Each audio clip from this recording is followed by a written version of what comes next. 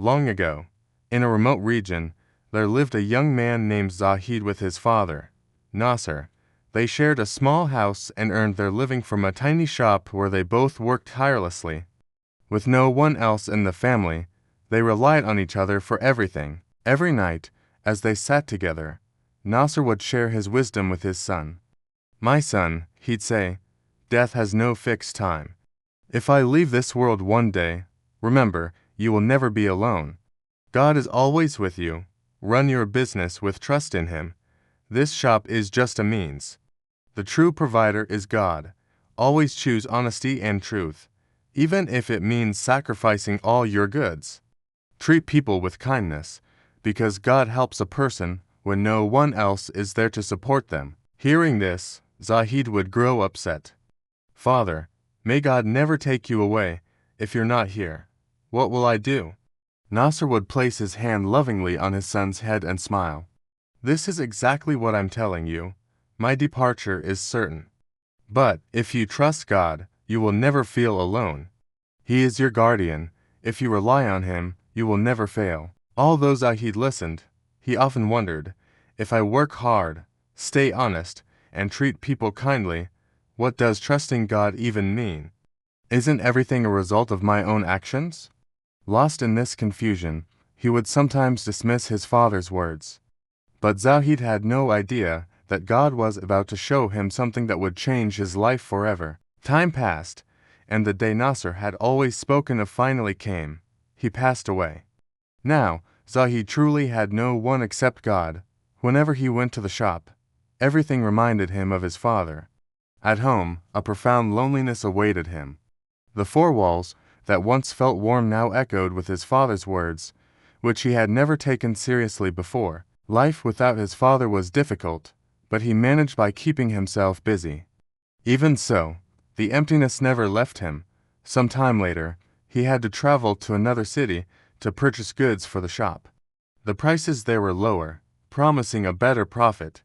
This was the first time he would travel such a long distance without his father, but the needs of his business forced him to make the journey. Riding his horse, he set out with hope in his heart. The path was long and unfamiliar, but he believed he would reach his destination safely.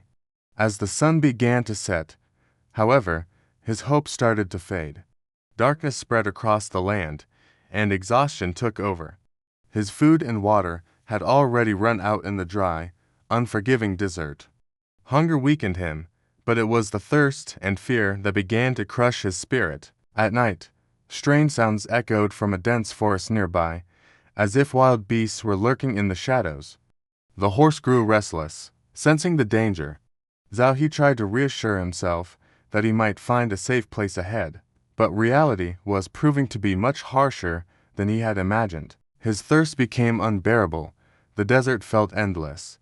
He began to think that perhaps his death was destined to be here. Unable to continue, he lay down on the ground, but sleep would not come. Suddenly, his father's voice echoed in his mind. "Son, God will find you where no one else can reach." With trembling lips, Zahid prayed, "O God, if my father's words were true, then show me a way. You know how hungry and thirsty I am." After some time, his horse suddenly panicked and began running. Zahid chased after it, terrified that if he lost his horse, he would be completely alone. He managed to catch it, but in the process, he had completely lost his sense of direction in the darkness. As he walked on, he noticed a faint light far in the distance. A flicker of hope returned. "Maybe I can spend the night there," he thought. Travelers were often treated well in those times. He followed the light and discovered an entire village, but as he got closer, he saw that every house was locked and abandoned. Confused and scared, he moved toward the one house from which the light was coming. He knocked on the door. "Who is it?" a heavy voice asked from inside. "What are you doing here this late at night?" "I am a traveler from Damascus," Zahid replied. "I have lost my way and need shelter." The door opened. Inside, Zahid was surprised to see a disabled man who had no legs. Zahid sat beside him.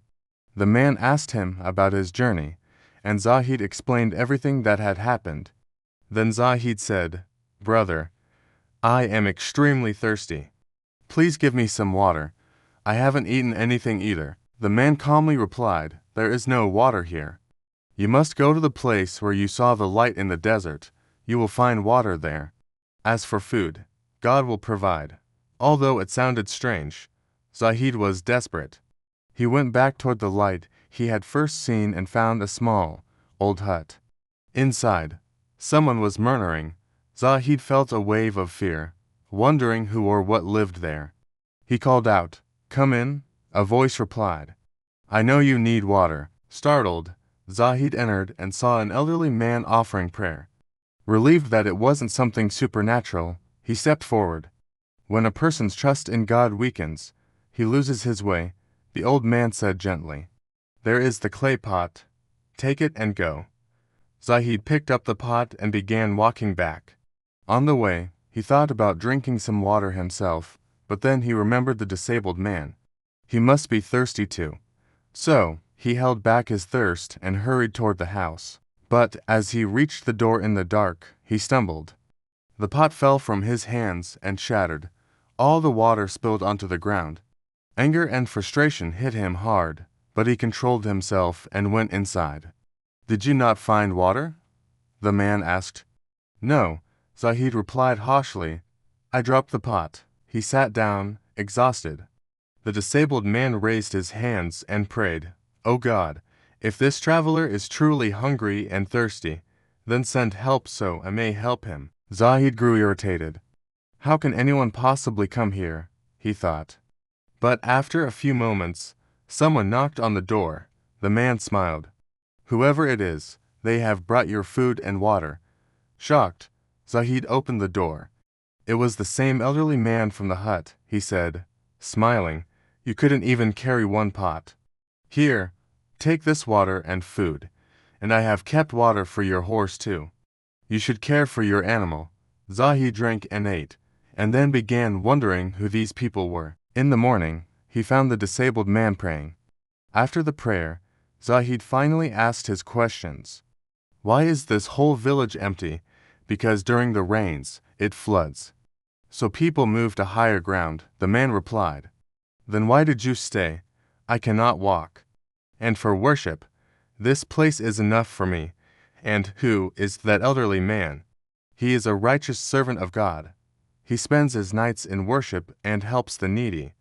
Zahid finally asked the question that had been on his mind all night.